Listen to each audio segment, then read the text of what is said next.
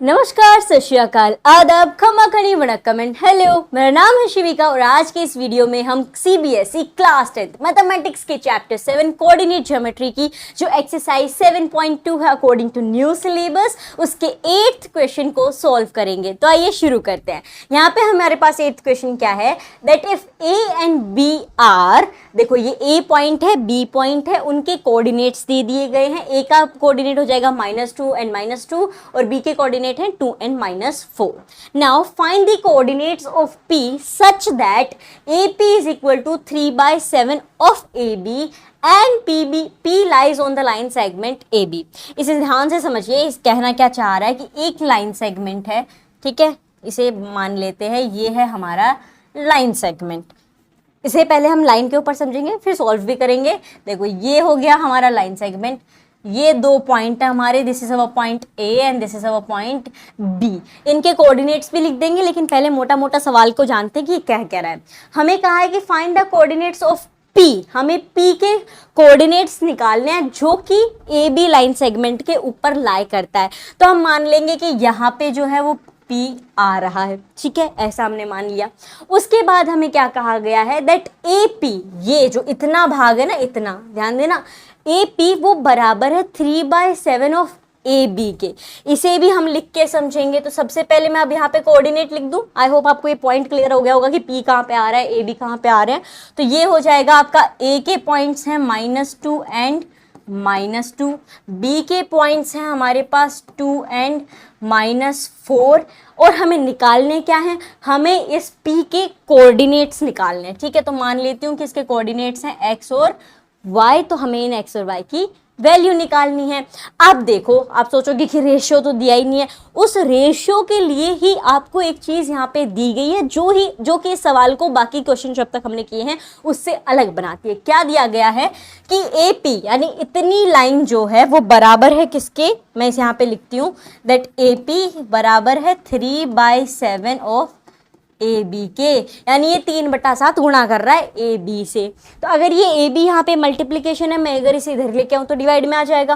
तो ये हो जाएगा AP अपॉन में AB इक्वल्स टू 3/7।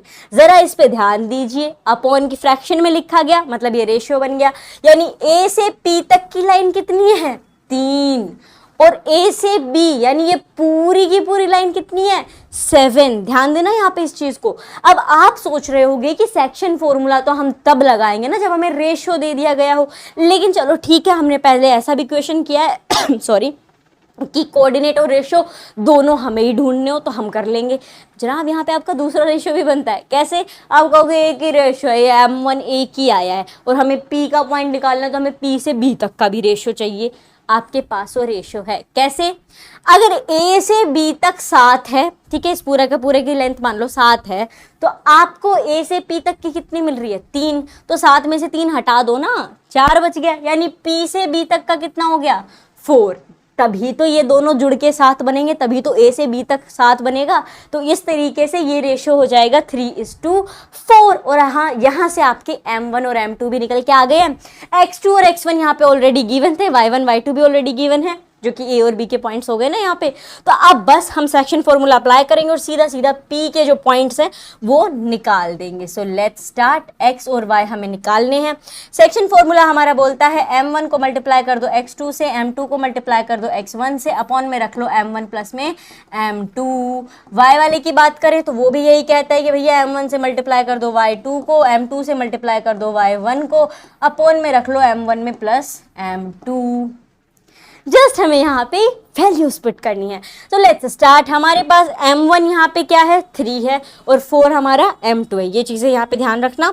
तो ये हो जाएगा आपका 3 इंटू X2 कितना है, 2 है, सो 3 इंटू 2, 4 इंटू X1 कितना है, -2, सो 4 इंटू -2, अपॉन में आ जाएगा आपका M1 plus M2 that is 3 plus में 4। ठीक है, इतनी चीज़ें हो गई। अब Y वाले की तरफ बढ़ जाते हैं। तो यहाँ पे आ जाएगा आपका वापस M1 को मल्टीप्लाई कर देंगे Y से, Y2 से, जो कि है -4, प्लस में आ जाएगा आपका M2 जो कि है 4, मल्टीप्लाई करना है उसे -2 से। उधर तो दोनों X और Y -2 ही हैं, तो ये हो जाएगा 3 प्लस में 4। यहाँ तक हम पहुंच गए हैं, अब इसे सॉल्व कर लेंगे।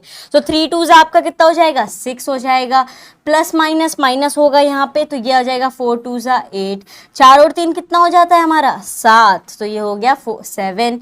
अब इस साइड आ जाता है 4 3 आपका 12 हो जाएगा, लेकिन वो माइनस का आएगा, सेम यहाँ पे प्लस माइनस माइनस 4 2 8 हो जाएगा, 7 आएगा। ठीक है, ये हो गया फटाफट से सेक्शन फॉर्मूला। अगर आपको याद है और आपने ज़्यादा से ज़्यादा क्वेश्चंस की प्रैक्टिस कर ली, रियली आप फटाफट से फटाफट इस तरीके के क्वेश्चन तो 2 मिनट में सॉल्व कर दोगे। यहाँ पे सीधा सीधा आपको कह दिया गया है कि बीच में पॉइंट आ रहा है उसके कोऑर्डिनेट निकाल दो।